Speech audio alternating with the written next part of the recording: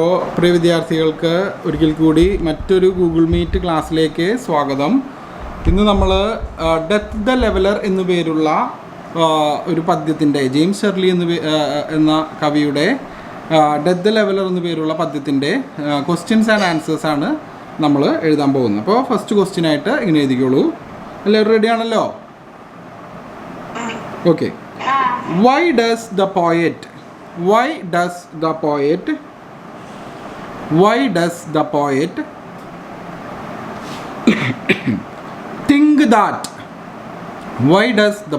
think that the glories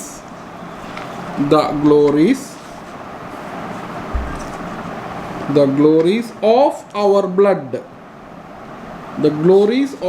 blood and state are shadows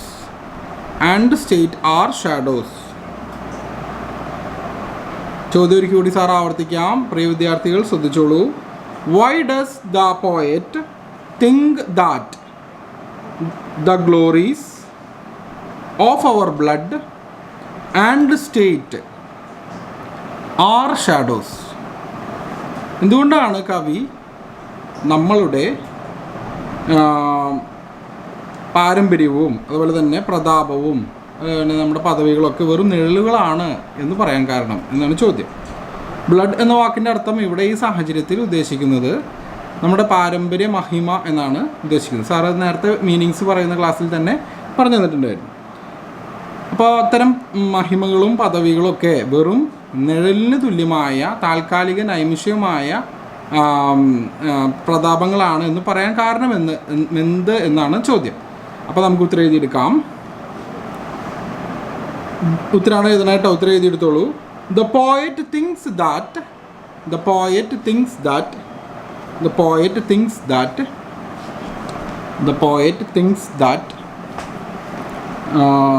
the glories of our blood and state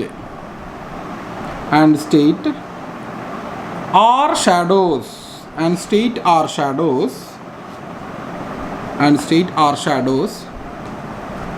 because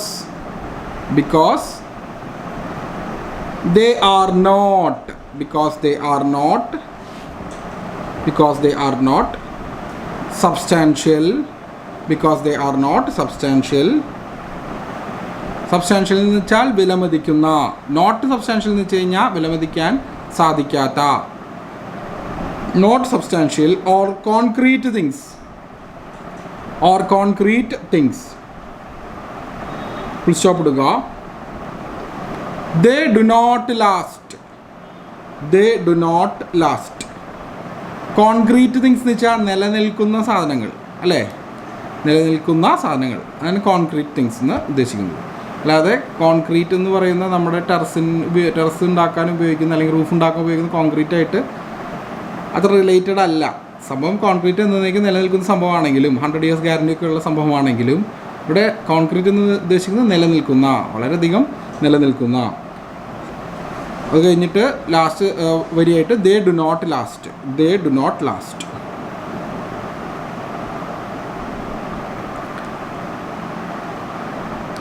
ഇപ്പോൾ മനസ്സിലായോ? അപ്പോൾ ആ ഉത്തരം നമുക്ക് ഒന്ന് മലയാളത്തിൽ അതിൻ്റെ അർത്ഥം സാർ പറഞ്ഞുതരാം, ശ്രദ്ധിച്ചോ. കവി ഇങ്ങനെയാണ് വിചാരിക്കുന്നത്: നമ്മുടെ രക്തത്തിൻ്റെ അല്ലെങ്കിൽ പാരമ്പര്യത്തിൻ്റെ മഹിമയും പ്രതാപവും നമ്മുടെ ഇപ്പോഴുള്ള പദവികളൊക്കെ വെറും നിഴലിന് തുല്യമാണ്. നിഴലിൻ്റെ പ്രത്യേകത എന്താണ്? വെളിച്ചം തട്ടി കഴിഞ്ഞാൽ നിഴലില്ലാണ്ടാവും. അതുപോലെ തന്നെയാണ് പ്രതാപങ്ങളും മഹിമകളൊക്കെ. വെളിച്ചം തട്ടിക്കഴിഞ്ഞാൽ അത് ഇല്ലാണ്ടാവുകയാണ് ചെയ്യുന്നത്. അവയൊന്നും നിലകൊള്ളുന്ന സാധനങ്ങളല്ല. They are not substantial things. അതൊന്നും വിലമതിക്കുന്ന സാധനങ്ങളല്ല. ഓർ കോൺക്രീറ്റ് തിങ്സ്, അല്ലെങ്കിൽ നിലനിൽക്കുന്ന കുറേ നാളത്തേക്ക് നിലനിൽക്കുന്ന സാധനങ്ങളല്ല. ദേ ഡു നോട്ട് ലാസ്റ്റ് എന്ന്, അവ ലാസ്റ്റ് ചെയ്യില്ല എന്ന്. മനസ്സിലായോ? അപ്പോൾ ഇനി നമുക്ക് അടുത്ത ചോദ്യം എഴുതിയെടുക്കാം. ഓക്കെ, അടുത്ത ക്വസ്റ്റ്യൻ എഴുതിയെടുത്തോളൂ. അപ്പോൾ അടുത്ത ക്വസ്റ്റ്യനിൽ മാർജിനിൽ വെരി ഇമ്പോർട്ടൻറ്റ് ക്വസ്റ്റ്യൻ എന്ന് എഴുതിക്കോളൂ. കുറച്ച് ഇമ്പോർട്ടൻസ് കൂടുതലുള്ള ക്വസ്റ്റ്യൻ ആണ്, നമുക്ക് അത് എഴുതിയെടുക്കാം. What do scepter, SCEPTRE, scepter and crown. What do scepter and crown? അത് ഇൻവെർട്ടർ കോമയിൽ ഇടുക കേട്ടോ. സ്കെപ്റ്റർ ആൻഡ് ക്രൗൺ എന്നുള്ളത് ഇൻവെർട്ടർ കോമയിൽ ഇടുക. And scythe and spade, scythe and spade എന്നുള്ളത് ഇൻവെർട്ടർ കോമയിൽ ഇടുക. Scythe CYTHE and spade SPADE, scythe and spade, അത് ഇൻവെർട്ടർ കോമയിൽ ഇടുക ആ പ്രയോഗം. Stand for, stand for, stand for, stand for. And what do they, and what do they, and what do they symbolize, and what do they symbolize, and what do they symbolize? എഴുതിയോ? അവിടെ വരെ എഴുതിയോ? Symbolise, symbolise എന്ന് വെച്ചാൽ എന്തിനാണ് സൂചിപ്പിക്കുന്നത് എന്നാണ്. Symbol പോലെ സൂചിപ്പിക്കുക എന്നാണ്. ഇപ്പോൾ കിരീടം രാജാവിനെ സൂചിപ്പിക്കുന്നത് പോലെ. ഓക്കെ, അപ്പോൾ സ്കെപ്റ്റർ ആൻഡ് ക്രൗണും അതുപോലെ തന്നെ സിദെ ആൻഡ് സ്പെയ്ഡ് എന്തിനെ കാണിക്കുന്നു, അത് എന്തിനെയാണ് സൂചിപ്പിക്കുന്നതെന്ന് ആർക്കെങ്കിലും ഉത്തരം പറയാൻ പറ്റുമോ? സ്കെപ്റ്റർ എന്ന് പറഞ്ഞാൽ എന്താ? ആർക്കെങ്കിലും പറയാൻ പറ്റുമോ? കഴിഞ്ഞ ക്ലാസ്സിൽ ഞാൻ അർത്ഥം പറഞ്ഞു തന്നിരുന്നു. സ്കെപ്റ്റർ എന്ന് വെച്ചാൽ എന്താ? ചെങ്കോൽ. വെരി ഗുഡ്, ആഷിത്ത് പറഞ്ഞു, വളരെ കറക്റ്റാണ്. ക്രൗൺ എന്ന് വെച്ചാൽ എന്താ അർത്ഥം? ക്രൗൺ എന്ന് വെച്ചാൽ കിരീടം. വെരി ഗുഡ്, അഞ്ജന പറഞ്ഞു, കറക്റ്റാണ്. അതുപോലെ തന്നെ സിദെ എന്ന് പറയുന്നത് എന്താ അർത്ഥം? സിദെ കഴിഞ്ഞ ക്ലാസ്സിൽ പറഞ്ഞിട്ടുണ്ടായിരുന്നു, അർത്ഥം എഴുതിയിട്ടുണ്ടോ? സിദെ, സിദെ അരിവാൾ. വെരി ഗുഡ്, അഞ്ജന പറഞ്ഞു, ശരിയാണ്. സ്പേഡ്, സ്പേഡ് എന്ന് വെച്ചാലോ? മൺവെട്ടി. ഓക്കെ, അപ്പോൾ ശ്രീജ പറഞ്ഞു, ഇതിപ്പോൾ ശ്രീജ എന്ന് പറയുന്ന കുട്ടിയല്ലേ പറഞ്ഞത്? ശ്രീജയും അഞ്ജനയും പറഞ്ഞു അല്ലേ? ഹലോ, നിങ്ങൾ രണ്ടുപേരും ഓക്കെ, രണ്ടുപേര് പറഞ്ഞതും ശരിയാണ്. മൺവെട്ടി തന്നെയാണ് സിദെ എന്ന് പറയുന്നത്. ഓക്കെ, അപ്പോൾ ഇത് സ്കെപ്റ്റർ ആൻഡ് ക്രൗൺ സൂചിപ്പിക്കുന്നത് രാജാവിനെ ആണെങ്കിൽ സിദെ ആൻഡ് സ്പെയ്ഡ് സൂചിപ്പിക്കുന്നത് സാധാരണ കർഷക തൊഴിലാളികളെയാണ്. ഓക്കെ, അപ്പോൾ നമുക്ക് ഉത്തരം എഴുതിയെടുക്കാം. മാർജിനിൽ വെരി ഇമ്പോർട്ടൻറ്റ് ക്വസ്റ്റ്യൻ എഴുതിയിട്ടില്ലേ? ഓക്കെ, നമുക്ക് ഉത്തരം എഴുതിയെടുക്കാം. Sceptre and crown, sceptre and crown, sceptre and crown stand for, sceptre and crown stand for the royal glory, stand for the royal glory, comma splendor, SPLENDOUR, splendor, splendor എന്ന് വെച്ചാൽ മഹത്വം. and power of rulers, and power of rulers, and power of rulers. അതിന് full stop ഇട്ടിട്ട് ഇങ്ങനെ എഴുതു. Scythe and spade, scythe and spade, scythe and spade stand for, scythe and spade stand for the tools of workers, the tools of workers, the tools of workers. എഴുതിയോ? അവിടെ വരെ എഴുതിയോ? the tools of workers, tools of workers വരെ എഴുതിയോ? Okay, അടുത്ത വരി നമുക്ക് നോക്കാം. Sceptre and crown, sceptre and crown, sceptre and crown symbolizes, scepter and crown symbolizes kings, KINGS, kings, രാജാക്കന്മാർ. scepter and crown symbolizes kings, ബ്രാക്കറ്റിലെ അതോറിറ്റി, ബ്രാക്കറ്റിലെ authority. whereas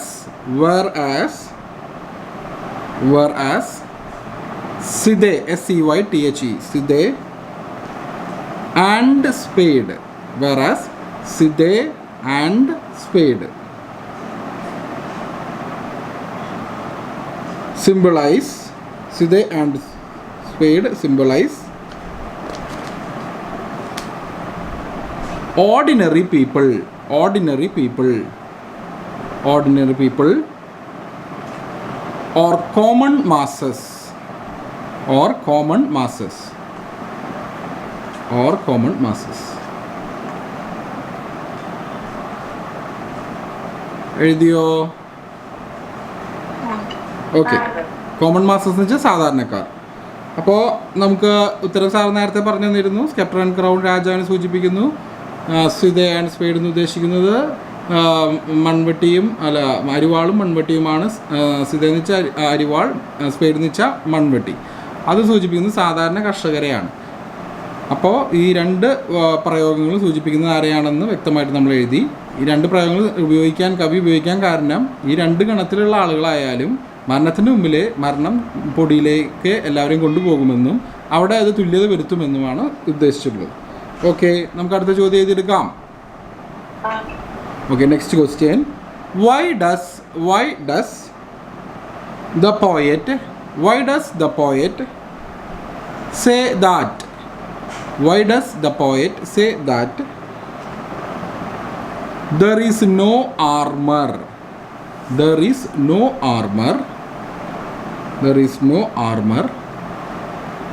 against fate? There is no armor against fate. എന്തുകൊണ്ടാണ് കവി ഇങ്ങനെ പറയാൻ കാരണം? ഫെയ്റ്റിനെതിരെ ഒരു armour ഇല്ല എന്ന് പറയാൻ കാരണം എന്നാണ് ചോദ്യം. മനസ്സിലായോ? ആർമർ എന്ന് വെച്ചാൽ കവചം. ഞാൻ പറഞ്ഞു തന്നിരുന്നു മുൻപ്, പടയാളികൾ യുദ്ധത്തിന് പോകുമ്പോൾ വാളിൻ്റെയൊക്കെ വെട്ട് ഏൽക്കാതിരിക്കാൻ അല്ലെങ്കിൽ അസാരമായ പരിക്കേൽക്കാതിരിക്കാൻ ഉപയോഗിക്കുന്ന കവചത്തെയാണ് ആർമർ എന്ന് പറയുന്നത്. ഇപ്പോൾ അൾട്രാ മോഡേൺ വാർഫെയറിലൊക്കെ വളരെ കോംപ്ലിക്കേറ്റഡ് ആൻഡ് സോഫിസ്റ്റിക്കേറ്റഡ് ആയിട്ടുള്ള ബുള്ളറ്റ് പ്രൂഫ് വെസ്റ്റുകളാണുള്ളത്. ആസ്പെറ്റോസും അതുപോലെ തന്നെ മെറ്റൽ മെഷുകളൊക്കെ ഉപയോഗിച്ചുകൊണ്ട് ഒരുപാട് ലെയറുകൾ അടങ്ങുന്ന ബുള്ളറ്റ് പ്രൂഫ് വെസ്റ്റുകൾ, കവചങ്ങൾ തന്നെയാണ് ഇപ്പോൾ ഉപയോഗിക്കുന്നത്. ബുള്ളറ്റ് അകത്തേക്ക് ശരീരത്തിലേക്ക് പ്രവേശിക്കാതിരിക്കാനുള്ള വസ്തുക്കൾ ഉപയോഗിച്ചാണ് അത് ഉണ്ടാക്കുന്നത്. പണ്ടത്തെ കാലത്ത് ഈ കവിത എഴുതുന്ന കാലഘട്ടത്തിൽ സാധാരണ പടയാളികൾ ഉപയോഗിക്കുന്ന പടച്ചട്ടയാണ് അവിടെ ഉദ്ദേശിച്ചിട്ടുള്ളത്. ഓക്കെ, അപ്പോൾ നമുക്ക് ആ ചോദ്യത്തിൻ്റെ ഉത്തരം എന്താണെന്ന് വെച്ച് കഴിഞ്ഞാൽ, എന്തുകൊണ്ടാണ് വിധിക്കെതിരെ കവചം ഇല്ല എന്ന് കവി പറയാൻ കാരണം എന്നാണ് ചോദ്യം. അപ്പോൾ നമുക്ക് ഉത്തരം എഴുതിയെടുക്കാം. അതെന്താ അങ്ങനെ പറയാൻ കാരണം എന്ന് വെച്ച് കഴിഞ്ഞാൽ, കവിക്കറിയാം വിധിക്കെതിരെ കവചമില്ല. കാരണം ഇപ്പോൾ ഒരാൾ യുദ്ധത്തിൽ ജയിച്ചാലും മറ്റു രോഗങ്ങളോ മറ്റു അപകടങ്ങളോ വന്ന് മരിച്ചു പോകാനുള്ള സാധ്യതയുണ്ട്. അപ്പോൾ മരണത്തിൻ്റെ മുന്നിലേക്ക് പോകുന്ന മനുഷ്യരാണ്, അല്ലെങ്കിൽ സഞ്ചരിച്ചുകൊണ്ടിരിക്കുന്ന മനുഷ്യരാണ് ആ യുദ്ധ പോരാളികൾ. അവർ യുദ്ധത്തിൽ ജയിച്ചാലും അവരും മരണത്തിലേക്ക് തന്നെയാണ് ക്രമേണ പോകുന്നത് എന്നാണ് കവി സൂചിപ്പിക്കാൻ കാരണം. അവർക്ക് തൽക്കാലം യുദ്ധത്തിൽ നിന്ന് രക്ഷ കിട്ടി, യുദ്ധത്തിൽ ജയിച്ചു. പക്ഷേ എങ്കിലും അവരും പോകുന്നത് എങ്ങോട്ടാണ്? മരണത്തിലേക്കാണ്. കാരണം അവർക്ക് ഭാവിയിൽ എന്തെങ്കിലും അസുഖങ്ങളോ എന്തെങ്കിലും അപകടങ്ങളോ വന്നാൽ അവരും മരിച്ചു പോകും. അതുകൊണ്ടാണ് വിധിക്കെതിരെ കവചം ഇല്ല എന്ന് കവി പറയാനായിട്ട് കാര്യം. മനസ്സിലായല്ലോ? ഉത്തരം എഴുതിയെടുക്കാം. The poet says that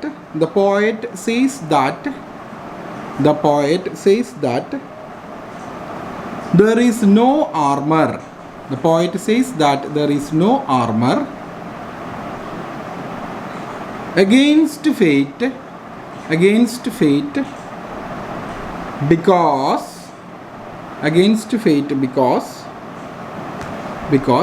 death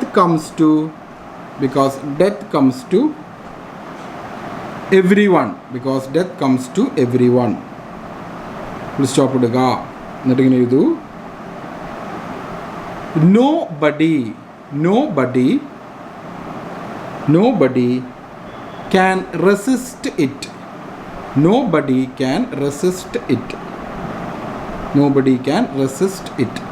എഴുതിയോ? nobody can resist it. Ashith എഴുതിയോ? ഓക്കെ. റെസിസ്റ്റ് ഇറ്റ് എന്ന് വെച്ചാൽ ആർക്കും അതിനെ തടയാൻ സാധിക്കില്ല എന്നാണ് പറഞ്ഞിരിക്കുന്നത്. അടുത്ത വരി നമുക്ക് നോക്കാം. No armor will protect.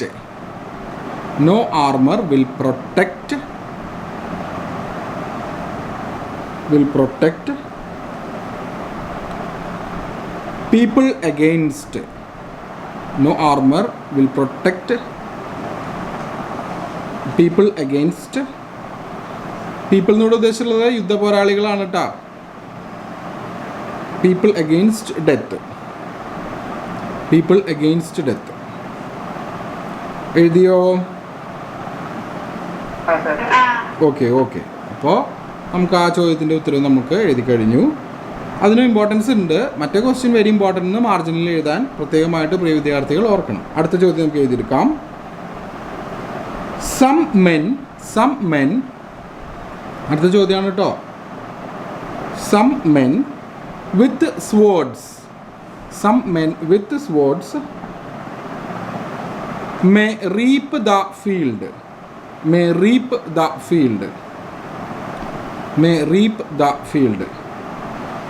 What does this mean? ചില ആളുകൾ പാടങ്ങൾ കൊയ്യുന്നു. എന്താണ് അതിൻ്റെ അർത്ഥം? What does this mean?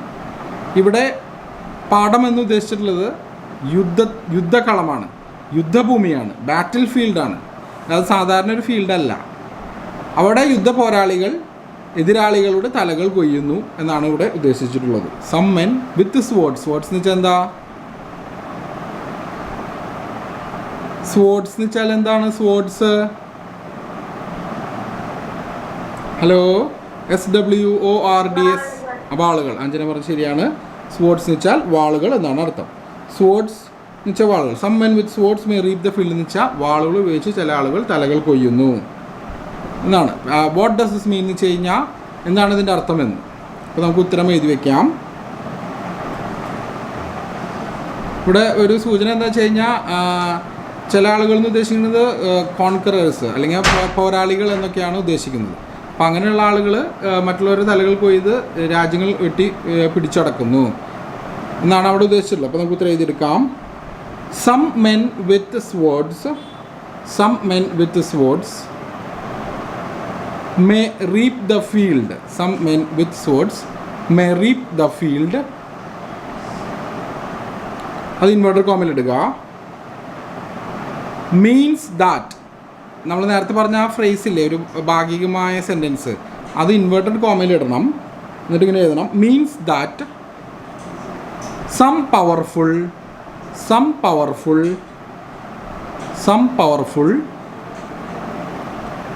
conquerors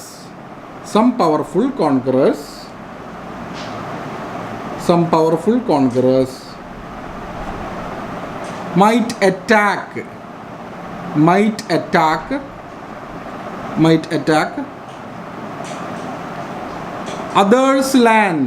attack others' land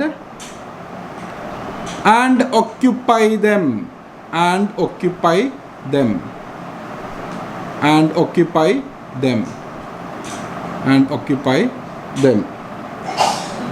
full stop ഇടുക. എന്നിട്ട്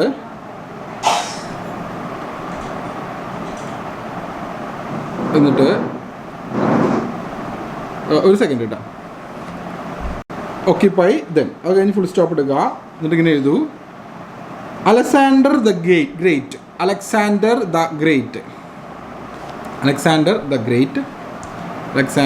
Great, കോമിട്ടിട്ട് Napoleon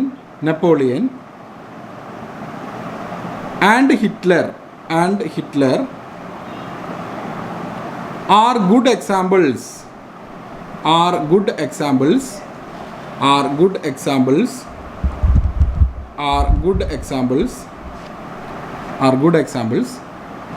of such mighty men.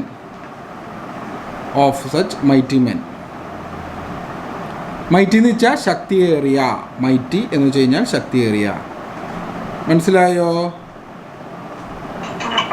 Okay. അപ്പോൾ അതിൽ വാളുകൾ ഉപയോഗിച്ച് തലകൾ കൊയ്ത് രാജ്യങ്ങൾ വെട്ടിപ്പിടിച്ചടക്കുന്നതിനെ കുറിച്ചാണ് ആ ഫ്രേസ് കൊണ്ട് ഉദ്ദേശിച്ചിട്ടുള്ളത് എന്നാണ് നമ്മൾ എഴുതിയത്. അതുപോലെ തന്നെ അലക്സാണ്ടറും നെപ്പോളിയനും അതുപോലെ തന്നെ ഹിറ്റ്ലറും അതിന് നല്ല ഉദാഹരണങ്ങളാണ് എന്നാണ് നമ്മൾ വ്യക്തമാക്കിയിട്ടുള്ളത്. ഓക്കെ. അപ്പോൾ ആ ഭാഗം കഴിഞ്ഞല്ലോ. ആ ചോദ്യത്തിന് ഉത്തരം കിട്ടിയല്ലോ. ഓക്കെ. അടുത്ത ചോദ്യം നമുക്ക് എഴുതിയെടുക്കാം. What is the fate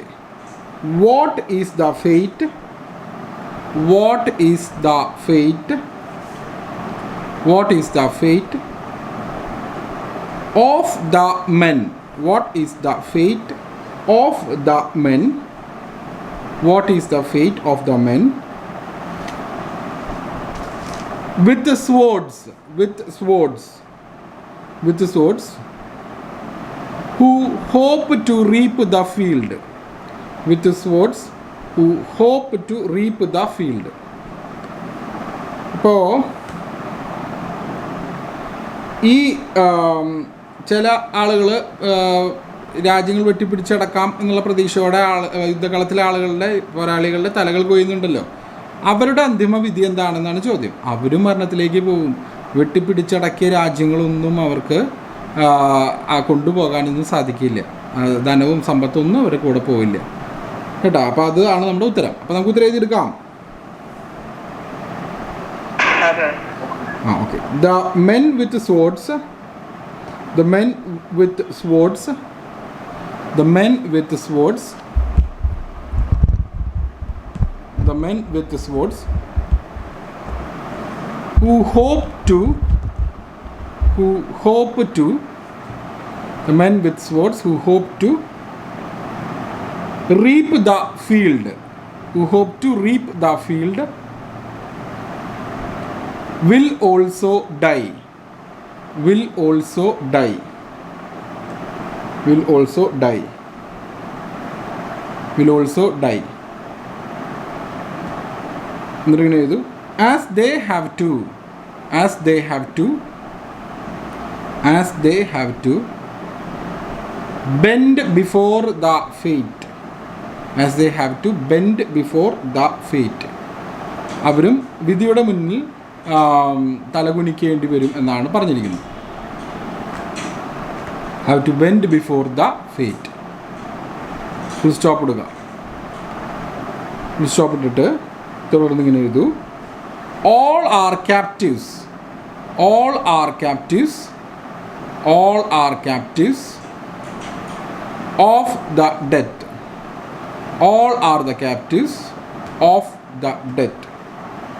all are the captives, all are the ഇല്ല കേട്ടോ, ഓൾ ആർ ക്യാപ്റ്റീവ്സ് എന്നുള്ളത് അവിടെ ആർട്ടിക്കിൾ ഉപയോഗിക്കേണ്ട. All are captives of death, all are captives of death. എഴുതിയോ? എഴുതി. എല്ലാവരും മരണത്തിലേക്ക് പോകുന്നു. ആ രാജ്യങ്ങൾ വെട്ടിപ്പിടിച്ചടക്കിയവരും മരണത്തിലേക്ക് തന്നെ പോകും എന്നാണ് അവിടെ ഉദ്ദേശിച്ചുള്ളത്. മനസ്സിലായോ? ഓക്കെ. നമുക്കപ്പോൾ അടുത്ത ചോദ്യം എഴുതിയെടുക്കാം. അടുത്ത ക്വസ്റ്റ്യൻ എഴുതിയെടുക്കാം. What does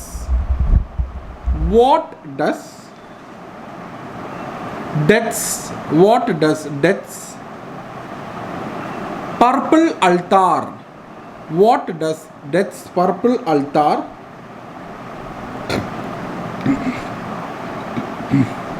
what does death's purple altar refer to? What does death's purple altar refer to? ഈ പദ്യത്തിലെ പറയുന്നുള്ളൂ മരണത്തിൻ്റെ ചുവന്ന അൾത്താര എന്ന് പറയുന്നുണ്ട്. ഡെത്ത്സ് പർപ്പിൾ അൾത്താർ എന്ന് വെച്ചാൽ മരണത്തിൻ്റെ ചുവന്ന അൾത്താര എന്നാണ് അർത്ഥം. ഓർമ്മയുണ്ടോ ആ ഭാഗം? ഓക്കെ. അത് എന്താ സൂചിപ്പിക്കണമെന്നാണ് ചോദ്യം. നമുക്കറിയാം മരണത്തിൻ്റെ ചുവന്ന ആൾത്താര എന്ന് വെച്ച് കഴിഞ്ഞാൽ യുദ്ധക്കളങ്ങളാണ്. അവിടെയാണല്ലോ ആളുകൾ രക്തം ചൊരിയുന്നത്. അപ്പോൾ നമുക്ക് ഉത്തരം എഴുതി വയ്ക്കാം. അത് പിന്നെ മറ്റൊരു സൂചനയും കൂടിയുണ്ട്. അത് മരണത്തെ തന്നെ സൂചിപ്പിക്കുകയാണ് ഈ ചുവന്ന ആൾത്താര എന്നുകൊണ്ട് ഉദ്ദേശിക്കുന്നത്. അപ്പോൾ നമുക്ക് ഉത്തരം എഴുതിയെടുക്കാം. Death's purple altar, death's purple altar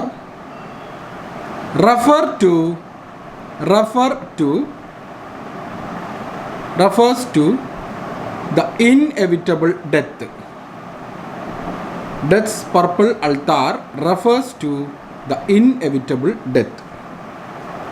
Refers to the inevitable death. Refers to the inevitable death. Stop ഇടുക. എന്നിട്ട് ഇങ്ങനെ എഴുതൂ. It also refers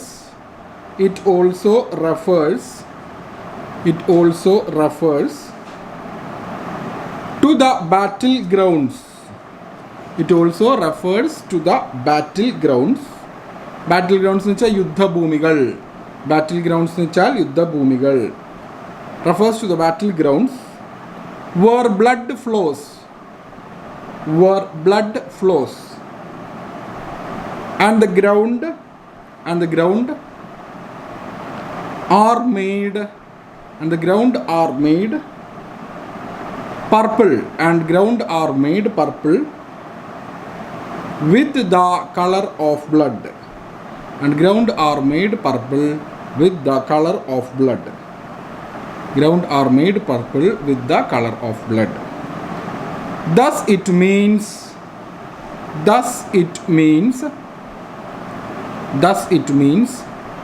blood shed. Thus it means blood shed. Thus it means blood shed. Blood shed എന്ന് വെച്ചാൽ രക്തച്ചൊരിച്ചൽ. അപ്പോൾ ഈ deaths purple altar എന്ന് വെച്ച് കഴിഞ്ഞാൽ എന്താ ഉദ്ദേശിച്ചിട്ടുള്ളത്? ചുവന്ന കളറിലുള്ള അൾത്താര, മരണത്തിൻ്റെ ചുവന്ന അൾത്താര എന്ന് ഉദ്ദേശിച്ചിട്ടുള്ളത് മരണത്തെ തന്നെ ഒരു സൂചനയാണ്. രണ്ടാമത് ഉദ്ദേശിച്ചിട്ടുള്ളത് ബാറ്റിൽ ഗ്രൗണ്ട്സ്, യുദ്ധഭൂമികളെയാണ് ഉദ്ദേശിച്ചിട്ടുള്ളത്. അതുപോലെ തന്നെ പിന്നെ ഒന്ന് ഉദ്ദേശിച്ചിട്ടുള്ളത് എന്താണ്? പിന്നെ ഉദ്ദേശിച്ചിട്ടുള്ളത് അപ്പോൾ ആ യുദ്ധഭൂമികളിൽ രക്തം ചൊരിയപ്പെടുന്നു, അതുകൊണ്ട് അതിനെ ബ്ലഡ് ഷെഡ് എന്നും, രക്തം ചൊരിയപ്പെടുന്നു, അതുകൊണ്ട് അതിനെ ചുവന്ന കളർ. അപ്പോൾ യുദ്ധഭൂമികളെയും മരണത്തെയും തന്നെയാണ് ഡെത്ത്സ് പർപ്പിൾ അൾത്താർ എന്ന വാക്കുകൊണ്ട് ഉദ്ദേശിക്കുന്നത്. മനസ്സിലായോ? എന്തെങ്കിലും സംശയമുണ്ടോ? ഇല്ല. ഓക്കെ. എന്തുകൊണ്ടാണ് യുദ്ധഭൂമികളിൽ ഡെത്ത്സ് പർപ്പിൾ അൾത്താർ എന്ന് വിളിക്കാൻ കാരണം? യുദ്ധഭൂമികളിൽ ഒരുപാട് പേര് മരിച്ചു വീഴുന്നു. അപ്പോൾ അവിടെ രക്തം തളം കെട്ടി കട്ടപ്പിടിച്ച് അതിനെ കടും ചുവപ്പ് നൽകപ്പെടുന്നു. അതുകൊണ്ടാണ് യുദ്ധഭൂമിക്ക് ഡെത്ത്സ് പർപ്പിൾ അൾത്താർ എന്ന് വിളിക്കാൻ കാരണം. പിന്നെ ഈ അൾത്താര deaths purple altar death's purple altar എന്ന് സൂചിപ്പിക്കുന്നത് മരണത്തെ തന്നെയാണ് മറ്റൊരു രീതിയിൽ. മനസ്സിലായല്ലോ? ഇനി എന്തെങ്കിലും സംശയമുണ്ടോ? ഇല്ല. ഓക്കെ. അപ്പോൾ നമുക്ക് അടുത്ത ചോദ്യം എഴുതിയെടുക്കാം. നെക്സ്റ്റ് ക്വസ്റ്റ്യൻ എഴുതിയെടുക്കാം. What does the phrase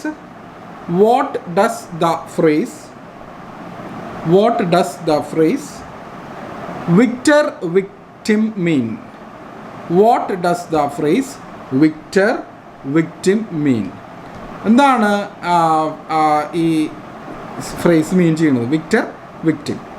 ഭാഗികമായ സെൻറ്റൻസ് എന്താണ്? വാചകം എന്താണ് മീൻ ചെയ്യുന്നത്? വിക്ടർ വിക്ടിം വിക്ടർ വിക്ടിം എന്നുള്ളത് ഇൻവെർട്ടഡ് കോമയിൽ ഇടുക. മീൻ എന്ന് വെച്ചാൽ അർത്ഥമാക്കുക എന്നാണ് അർത്ഥം വരുന്നത്. എന്താണ് അർത്ഥം വരുന്നത് വിക്ടർ വിക്ടിം എന്ന് വെച്ച് കഴിഞ്ഞാൽ? ആർക്കെങ്കിലും പറയാമോ? വിക്ടർ ജയിച്ചവരും തോറ്റവരും. വളരെ കറക്റ്റാണ് അഞ്ജന പറഞ്ഞത്. അപ്പോൾ നമുക്ക് അതിൻ്റെ ഉത്തരം എഴുതിയെടുക്കാം. The phrase victor victim means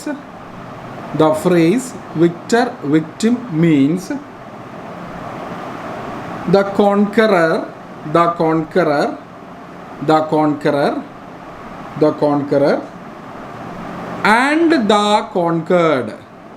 conqueror and the conquered. Conqueror കീഴടക്കുന്നയാൾ, conquered കീഴടക്കപ്പെട്ടവൻ. എഴുതിയോ? The conqueror and the conquered. എഴുതിയല്ലോ? ഓക്കെ. കോമ ഇട്ടിട്ട് അടുത്ത വാക്ക് ട്രിയൂംഫൻ്റ് എന്നാ. വിജയാളി. ട്രിയൂംഫൻ്റ് എന്ന വാക്കിൻ്റെ അർത്ഥം വിജയാളി എന്നാണ്. ട്രിയൂംഫൻ്റ് സ്പെല്ലിംഗ് സാറ് പറഞ്ഞുതരാം, ശ്രദ്ധിച്ചോളൂ. TRIUMPHANT.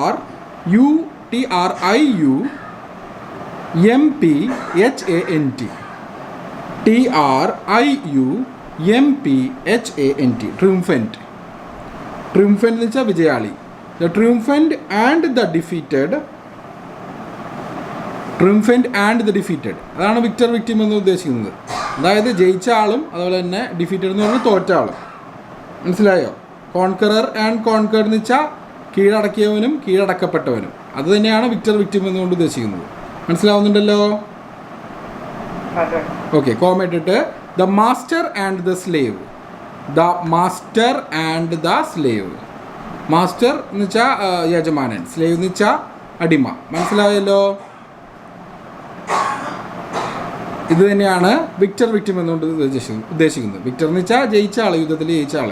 വിക്ടിം എന്ന് വെച്ചാൽ തോൽപ്പിക്കപ്പെട്ട ആൾ, ഇരയാക്കപ്പെട്ട ആൾ. തോൽപ്പിക്കപ്പെട്ട ആളെന്നാണ് ഇവിടെ അർത്ഥം വരുന്നുണ്ട് യുദ്ധത്തിൽ. ഇവിടെ മരണത്തിന് ഇരയാക്കപ്പെടുകയാണ് ഉണ്ടാവുന്നത്. തോൽക്കുമ്പോൾ അദ്ദേഹം മരിച്ചു പോകാണല്ലോ ഉണ്ടാവുന്നത് യുദ്ധത്തിൽ. മനസ്സിലായല്ലോ? അപ്പോൾ വിക്ടർ വിക്ടിം എന്ന ഫ്രേസിൻ്റെ അർത്ഥം നമ്മൾ വിശദമായി പഠിച്ചെടുത്തു. ഇനി എന്തെങ്കിലും സംശയം ഉണ്ടോ ഇതിലേ? ഓക്കെ. നമുക്ക് അടുത്ത ക്വസ്റ്റ്യൻ എഴുതിയെടുക്കാം. അടുത്ത ക്വസ്റ്റ്യൻ എഴുതിയെടുത്തോളൂ. What can survive death? What can survive death? എന്തിനാണ് മരണത്തിനെ അതിജീവിക്കാൻ കഴിയുക? What can survive death? നമ്മൾ ആ പദ്യത്തിൻ്റെ അവസാനം പഠിച്ചെടുത്തു. നീതിമാന്മാരുടെ സൽപ്രവർത്തികൾക്ക് മാത്രമേ മരണത്തിന് ശേഷവും നിലനിൽപ്പുള്ളൂ. അവ അടുത്ത തലമുറകളിലേക്ക് കൈമാറി അവരുടെ ജീവിതങ്ങൾ സുഗന്ധം പരത്തും മറ്റു തലമുറകളുടെ മനസ്സിൽ എന്നാണ് നമ്മൾ അവസാന വരിയിൽ പഠിച്ചെടുത്തത് അല്ലേ? നമുക്ക് ക്വസ്റ്റ്യൻ മാർക്ക് ഇട്ടിട്ട് അടുത്ത വാട്ട് ക്യാൻ സർവൈവ് ഡെത്ത് എന്നുള്ള ക്വസ്റ്റ്യൻ എഴുതി കഴിഞ്ഞു. തുടർന്ന് ഇങ്ങനെ എഴുതിക്കോളൂ. What are the things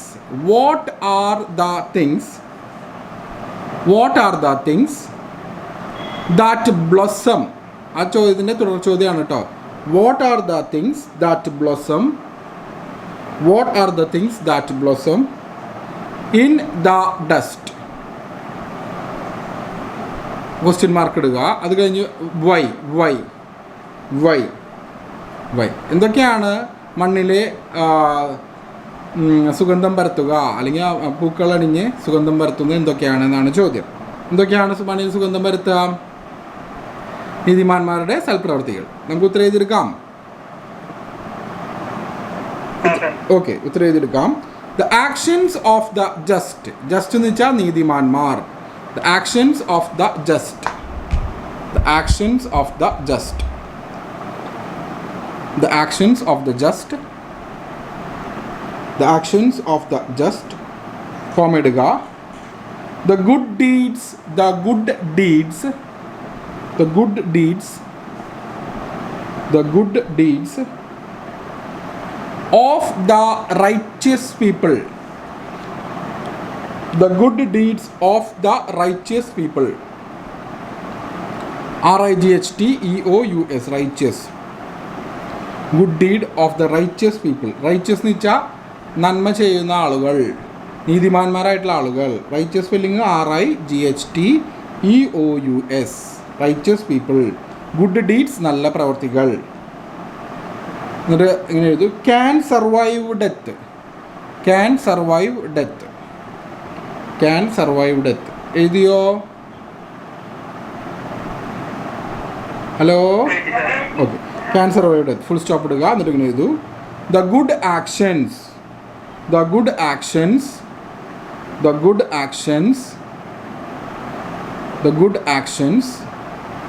ബ്ലസം BLOSSOM blossom വിരിയുക. Blossom in the dust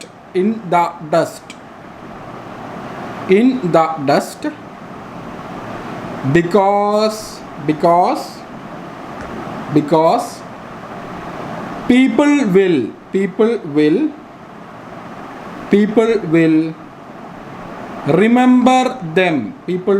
remember them. And the aroma എന്ന് വെച്ചാൽ നല്ല മണം, സുഗന്ധം.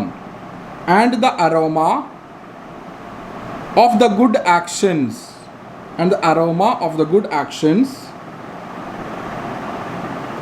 will continue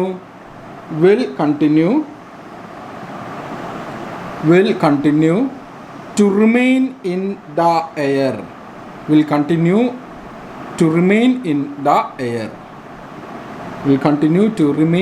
the air. എഴുതിയോ?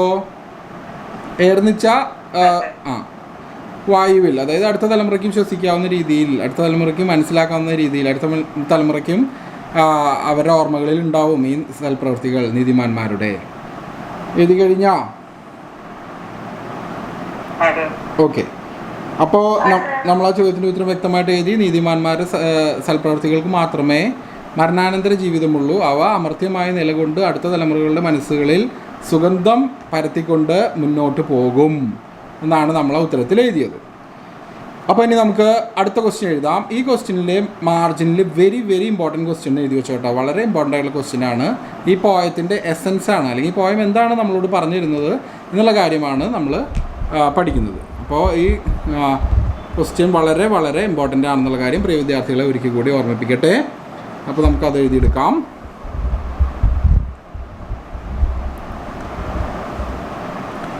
അപ്പോൾ അത് എഴുതിയെടുത്തോളൂ.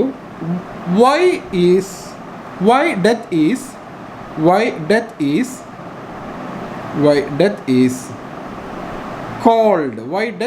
called The leveler.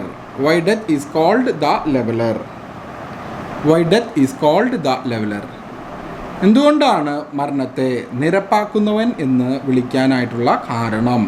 നമ്മൾ പദ്യത്തിലുടനീളം പഠിച്ചു. മരണത്തിനെ ധനാഢ്യനെന്നോ ദരിദ്രനെന്നോ വ്യത്യാസമില്ല, രാജാവെന്നോ പ്രജയെന്നോ വ്യത്യാസമില്ല, വിദ്യാഭ്യാസമുള്ളവനെന്നോ വിദ്യാഭ്യാസം ഇല്ലാത്തവനെന്നുള്ള വ്യത്യാസമില്ല, യാതൊരു തരത്തിലുള്ള വ്യത്യാസമില്ലാതെ മരണം എല്ലാവർക്കും തുല്യത വരുത്താണ് ചെയ്യുന്നത്. എല്ലാവരും മരിക്കണം, എല്ലാവരും പൊടിയിലേക്ക് മടങ്ങണം.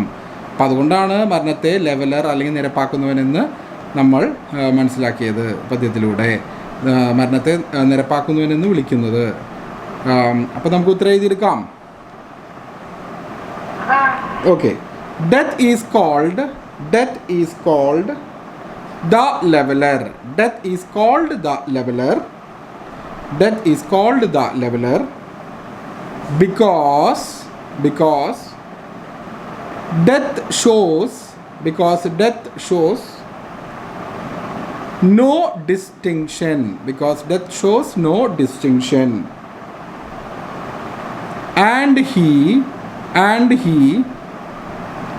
carries off everybody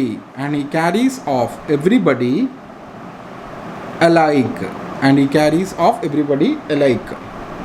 എല്ലാവരെയും മരണം ഒരുപോലെ പൊടിയിലേക്ക് കൊണ്ടുപോകും. ക്യാരീസ് ഓഫ് കൊണ്ടുപോകുക. എന്നിട്ട് ഹൈഫൺ ഇട്ടിട്ട് ഇങ്ങനെ എഴുതിക്കോ. ഹൈ ആൻഡ് ലോ വളരെ ഉയർന്നവനായാലും താന്നവനായാലും കോമയിട്ടിട്ട്. റിച്ച് ആൻഡ് പുവർ വളരെ ധനാഢ്യനാണെങ്കിലും ദരിദ്രനാണെങ്കിലും റിച്ച് ആൻഡ് പുവർ കോമയിട്ടിട്ട്. സ്ട്രോങ് ആൻഡ് വീക്ക് ഭയങ്കര ആരോഗ്യമുള്ളവനായാലും വീക്കായിട്ടുള്ള ആളായാലും ഭയങ്കര ആരോഗ്യം ഇല്ലാത്തവനാണെങ്കിലും വീക്കാണെങ്കിൽ സ്ട്രോങ് ആൻഡ് വീക്ക് ഹൈഫൺ ഇട്ടിട്ട്. Reducing them all to the dust എല്ലാവരെയും പൊടിയിലേക്ക് തിരികെ കൊണ്ടുപോകുന്നു. Reducing them all to the dust full stop ഇടുക. എന്നിട്ട് ഇങ്ങനെ എഴുതൂ. ഹീ ഈസ് ആൻ ഈക്വലൈസർ എന്ന് വെച്ചാൽ തുല്യത വരുത്തുന്നവൻ എന്നാണ് ഇവിടെ ഉദ്ദേശിച്ചിട്ടുള്ളത് കേട്ടാ. ഹീ ഈസ് ആൻ ഈക്വലൈസർ തുല്യത വരുത്തുന്നവൻ എന്നാണ് ഉദ്ദേശിച്ചിട്ടുള്ളത്. In whose eyes everybody is equal. എഴുതിയോ? അവിടെ വരെ എഴുതിയോ? ഹലോ. ആ സെൻറ്റൻസ് ഒരിക്കൽ കൂടി സാർ പറഞ്ഞുതരാം. എഴുതാത്തവരുണ്ടെങ്കിൽ കംപ്ലീറ്റ് ചെയ്തോളൂ. He is an equaliser in whose eyes everybody is equal. അവിടെ വരെ എഴുതിയല്ലോ അല്ലേ? ഹലോ. ഓക്കെ ലാസ്റ്റ് വരി നമുക്ക് എഴുതാം. ഈ ചോദ്യത്തിൻ്റെ ഉത്തരത്തിൻ്റെ ലാസ്റ്റ് വരി. He levels everybody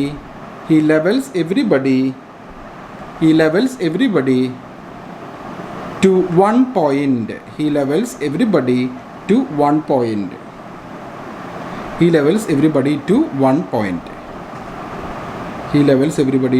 point. അപ്പോൾ ഇന്നേക്ക് ഇത്ര ചോദ്യങ്ങൾ മതി. അവിടെ വരെ എഴുതി കഴിഞ്ഞല്ലോ? എല്ലാവരും എഴുതി കഴിഞ്ഞല്ലോ അല്ലേ? ലാസ്റ്റ് സെൻറ്റൻസ് ഒരിക്കൽ കൂടി സാർ പറഞ്ഞുതരാം, ശ്രദ്ധിച്ചോളൂ. He levels everybody to one point. ഒരു പോയിന്റിലേക്ക് എല്ലാവരെയും ലെവൽ ചെയ്ത് കൊണ്ടുവരുന്നു മരണം. ആ പോയിൻ്റ് എന്താ? മണ്ണാണ്. തിരികെ പൊടിയിലേക്ക്. എഴുതി കഴിഞ്ഞോ? ഓക്കെ. അപ്പോൾ ഇനി എല്ലാ പ്രിയ വിദ്യാർത്ഥികളും ഇവിടെ ശ്രദ്ധിക്കുക. അപ്പോൾ നമ്മുടെ സെക്കൻഡ് ഇയർ റിസൾട്ട് വന്നപ്പോൾ സാർ എപ്പോഴും ഫസ്റ്റ് ഇയർ ആയിരിക്കുമ്പോൾ തന്നെ അവരോട് പറയാറുണ്ട്, ഫസ്റ്റ് ഇയർ നന്നായി പഠിക്കുക, ഫസ്റ്റ് ഇയർ നന്നായി പഠിച്ചെഴുതുക എന്ന് പറയാറുണ്ട്. അവർ ഫസ്റ്റ് ഇയർ അത്ര ശ്രദ്ധിക്കാതെ പോയി എന്ന് മുഴുവനായിട്ട് പറയാൻ പറ്റില്ല. കുറേ പേരൊക്കെ നന്നായി അതിന് വേണ്ടി ഹാർഡ് വർക്ക് ചെയ്തു, നന്നായി നല്ല മാർക്ക് കിട്ടി. പക്ഷെ കുറച്ച് പേര് വിരലിലുണ്ടാവുന്ന അത്ര കുറച്ച് വിദ്യാർത്ഥികൾ ഫസ്റ്റ് ഇയർ അത്ര ഗൗരവത്തോടെ ഗവനിച്ചില്ല. അപ്പോൾ അതിൻ്റെ ഫലം എന്ന് വെച്ച് കഴിഞ്ഞാൽ ഫസ്റ്റ് ഇയർ സെക്കൻഡ് ഇയറും കൂടി ടോട്ടൽ ചെയ്തിട്ടാണ് നമ്മുടെ സെക്കൻഡ് ഇയറിൻ്റെ റിസൾട്ട് വരുന്നത്. അതുകൊണ്ട് അവർക്ക് സെക്കൻഡ് ഇയറിൽ ചിലർക്ക് ബുദ്ധിമുട്ടായി വന്നു. അപ്പം അങ്ങനെ ബുദ്ധിമുട്ട് നിങ്ങൾക്ക് വരാതിരിക്കാൻ ഫസ്റ്റ് ഇയറിൽ സാറ് പറഞ്ഞു തരുന്ന പോർഷൻസ് വളരെ അച്ചടക്കത്തോടെ ചിട്ടയായി പഠിച്ചെടുക്കണം. അപ്പോൾ നമുക്ക് ഈ വരുന്ന ഫസ്റ്റ് ഇയർ പരീക്ഷയ്ക്ക് സിമ്പിളായിട്ട് നല്ല മാർക്ക് സ്കോർ ചെയ്യാനായിട്ട് സാധിക്കും.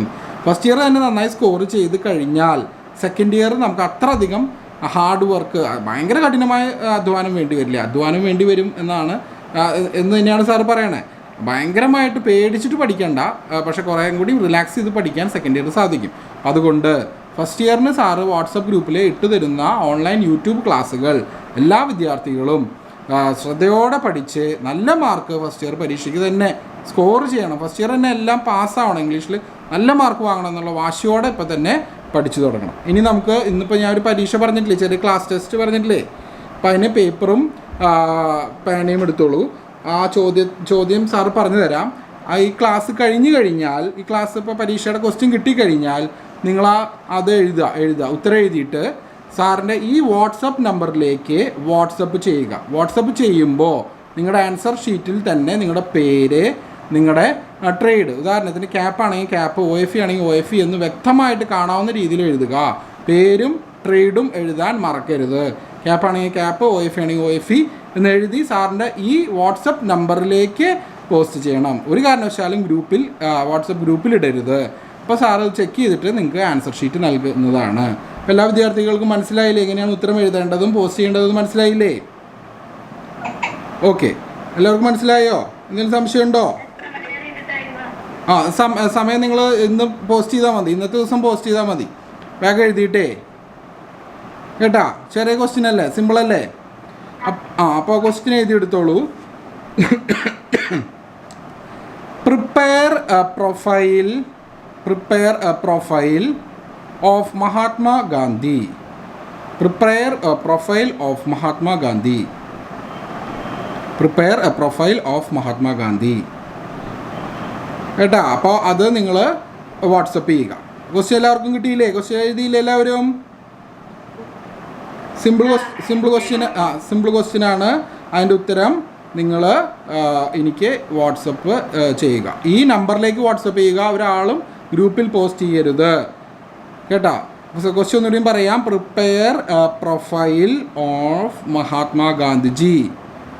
ഇനി എന്തെങ്കിലും സംശയമുണ്ടോ? ഇല്ലല്ലോ, ഇല്ല. അപ്പോൾ ഇതിലേക്ക് പോസ്റ്റ് ചെയ്യുക. അപ്പോൾ പ്രിയ വിദ്യാർത്ഥികൾക്ക് എല്ലാവർക്കും ഒരു താങ്ക് യു. അപ്പോൾ ഇന്നത്തെ നമ്മുടെ ക്ലാസ് അവസാനിക്കുകയാണ്. അടുത്ത ദിവസം നമുക്ക് പുതിയൊരു പാഠം എടുക്കണമെന്നാണ് സാറിൻ്റെ ആഗ്രഹം.